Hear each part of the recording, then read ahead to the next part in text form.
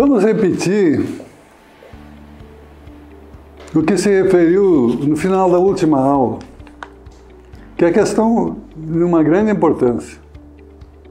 Vamos aproveitar o final do que disse Lonergan sobre os paradigmas. Ele disse, uma posição privilegiada deve ser a simplicidade sistemática de implicar as relações de cada uma dessas grandezas e todas as outras, estabelecendo apenas a relação de todas a uma só. Então, o paradigma é efetivamente uma relação, um conjunto, um modelo que privilegia a simplicidade sistemática. Então, subjacente ao paradigma, tem um sistema. Se eu tenho um paradigma e não faço ele repousar sobre um sistema que eu demonstro, eu não tenho um paradigma. Eu posso ter um paradigma imaginário, mas um paradigma científico não. Então vamos ver alguma coisa que é afirmada por Capra. Capra é um dos grandes cientistas atuais do mundo. Ele diz, ao contrário de Platão, Aristóteles acreditava que a forma não tinha existência separada, mas era imanente à matéria. Quer dizer, a composição da matéria, a rede de relações da matéria. A matéria, de acordo com Aristóteles, contém a natureza essencial de todas as coisas, mas apenas como potencialidade. Voltamos à semente do milho. Dentro da semente de milho tem a potencialidade geneticamente ordenada que vai fazer com que nasça ali um pé de milho. Por meio da forma, essa essência torna-se real ou efetiva. Nasce o milho, tem sua espiga e tem-se novo milho. O processo da autorrealização da essência nos fenômenos efetivos é de desenvolvimento.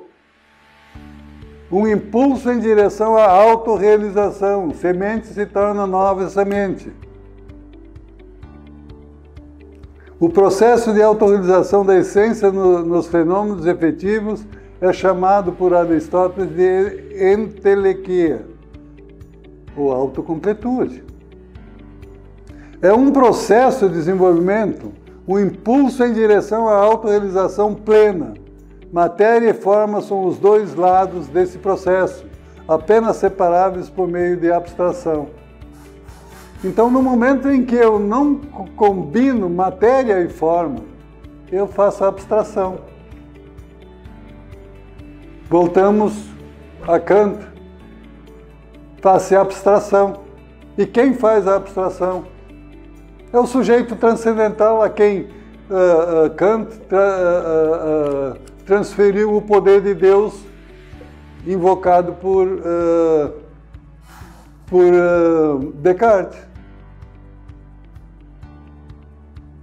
Imperativo categórico, ele é posto por Kelsen, na medida em que ele diz o seguinte, pela interpretação autêntica, eu imponho o poder de decisão, que nada mais é do que imperativo categórico kantiano e nada mais é do que aquilo que Deus ditava para Descartes no momento que ele pensava. Aqui muda. Eu não posso liberar o meu pensamento e entender as coisas. Eu tenho que vinculá-lo e demonstrá-lo a partir da substancialidade das coisas. É isso que está se querendo dizer. A substância é, num sentido, forma. Forma, no sentido de Aristóteles, é a íntima natureza das coisas, o que é, ou a essência delas. A forma ou a essência do homem, por exemplo, é sua alma. Ou seja, aquilo que faz dele um ser vivente e racional. Quem está dizendo isso é Reale, um dos grandes cientistas do mundo. A forma, a essência do animal é a alma sensitiva. A da planta, a alma vegetativa. E ainda, a essência do círculo é o que faz com que ele tenha aquela determinada figura aquelas determinadas qualidades. O mesmo deve se repetir em relação a diferentes coisas. Quando definimos as coisas, costumamos nos referir a uma forma ou a uma essência. Em geral, as coisas só são cognoscíveis em sua essência. Se eu faço uma abstração sem a conformação com a essência, eu consigo dizer o que é real? E aí se pergunta por que os tribunais, quando decidem, estão separados daquilo que se pensa numa determinada comunidade ou num determinado país. Porque eles fazem a abstração e a abstração se isola da realidade. O homem deixa de ser homem para ser uma mera figura imaginária, na cabeça de cada ministro. E isso não é culpa dos ministros. Isso é culpa da falta de estudo científico no direito. Não existe, então, uma metodologia que faça se vincular e não aproximar a interpretação com a realidade factual dos eventos que ocorrem dentro de um determinado território. Não, mas isso é no mundo. Isso é assim em toda parte. Não é. E nós temos que voltar a esse assunto de quando em vez. Geraldo Ataliba, nas suas últimas participações em um congresso, ele afirmou de que o conceito de renda é relativo e negou a possibilidade de utilização das regras contábeis para dizer o que é renda. Ele simplesmente afirmou de que quem utiliza a contabilidade como forma de demonstrar o que é renda deixa de ser jurista para ser contador. Eu enfrentei esse problema na minha dissertação de mestrado, quando eu apresentei uma dissertação dizendo que a contabilidade é a forma de estabelecer juridicamente aquilo que é renda. A tese foi aceita com certa forma de distanciamento. A tese não, a dissertação. Mas por quê? Porque o direito tributário, para conseguir ser autônomo, tem que ser puro. E aí se traça a diferença entre se busca identidade com o que é renda, vamos dizer, na Alemanha, dizendo que o princípio da realidade da Alemanha ele é diferente do Brasil, um pouco diferente, mas eles lá estão enganados.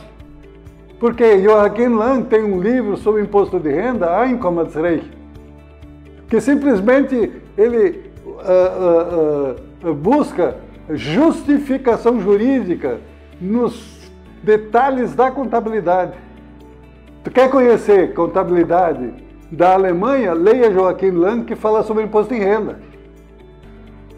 E é o princípio da realidade, conformado com aquilo que ocorre dentro de cada empresa para apurar o imposto de renda, que é considerado pelo direito alemão. E nós aqui dizemos, não, isso tudo é relativo. Por quê? Porque, como se viu,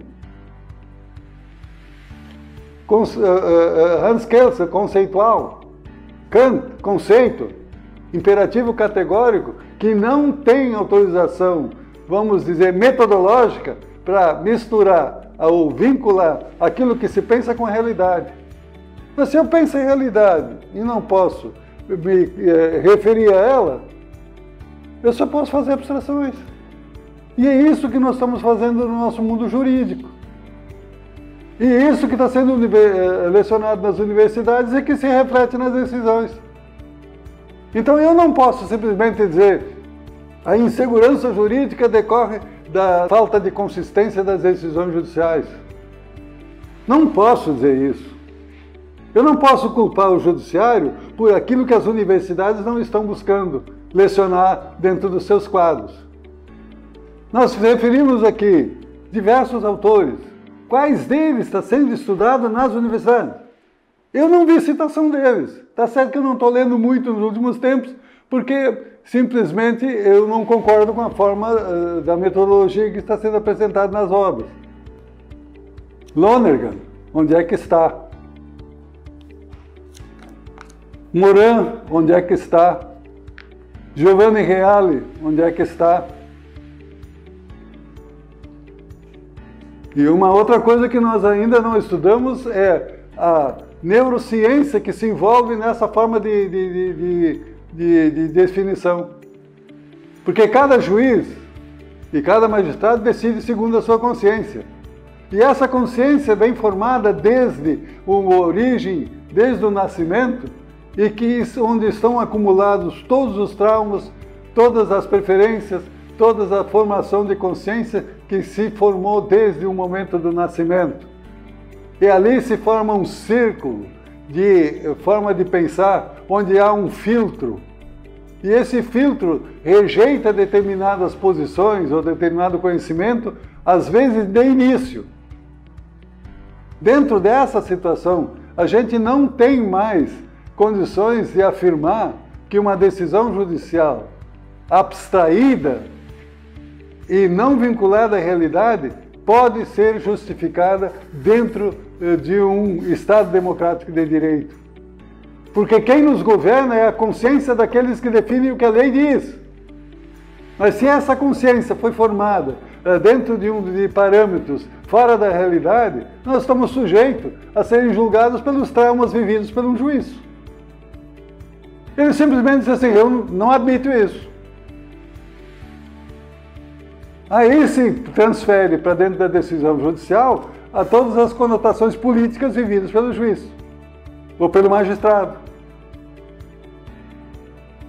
Se houver uma metodologia de julgamento como um padrão, como uma espécie de protocolo científico que deve ser seguido, a gente evita praticamente mais de 70% desses problemas do afastamento da realidade com aquilo que é abstraído nas decisões judiciais.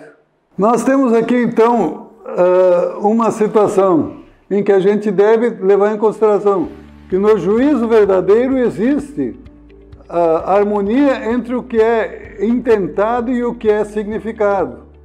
Porém, no juízo falso, há um conflito entre o intento e a significação. O juízo verdadeiro, como juízo, intenta o ser. Quer dizer, o juízo, ele busca a identificação do que existe, visa afirmar o que é e negar o que não é. Tá, mas tudo bem, mas isso é muito bonito na filosofia. O que é que faz um juiz quando diz, examina um pressuposto de incidência? Esse fato ocorreu ou não ocorreu? Bom, ocorreu, então deve o imposto. Não ocorreu, não deve. Então, a dizer, não, mas vem aí com essa filosofia. Essa filosofia informa a forma e estrutura a forma de pensar. É essa filosofia que simplesmente indica o caminho que deve ser seguido pelo seu pensamento quando se aplica uma determinada forma de metodologia de pensamento. Porém, o juízo falso, enquanto falso, não consegue levar a cabo o seu intento como juízo. Quer dizer, ele não se transforma em juízo da realidade. Ele se transforma numa abstração. Afirma aquilo que não é e nega aquilo que é. Significa não o que é, mas apenas o que seria, mesmo se não fosse falso, mas verdadeiro. E ainda, na sua forma negativa, exprime não o que não é, mas o que haveria de não ser, mesmo se fosse não falso, mas verdadeiro. Então, essa situação, eu estou lendo essa parte mais complicada no final dessa citação, exatamente para dizer o seguinte: pensar muitas vezes impõe que a gente busque nas profundidades daquilo que foi escrito uma compreensão mais profunda. Nós não podemos olhar o direito como um jogo de futebol. E mesmo nos jogos de futebol, a gente recorda aquelas jogadas, e por isso o mito de Pelé, se fazendo com que ele apresentou uma realidade, uma forma de combate esportivo, de uma forma que é inesquecível. Mas imaginem, fora da realidade, aquilo que se transformou em mito de Pelé. Desconectem esse mito daquelas jogadas que ele fez. O mito desaparece. Então isso quer dizer o seguinte: quando se busca uma ideia, uma espécie de axioma, de uma forma de examinar e de verificar, sem que haja uma conexão com a realidade, isso não funciona. Bom, aí tem que se verificar de novo o que se segue. Como estabeleceu Popper, de maneira, em nosso entender, decisiva, numa teoria científica possui a verdade teórica com absoluta certeza, embora disponha de verdades objetivas certas. A ciência traz a objetividade, a verificação, a refutação dos erros. Traz verdades objetivas parciais, locais ou mesmo regionais. Então, dentro desse contexto, a ciência se ocupa com a realidade.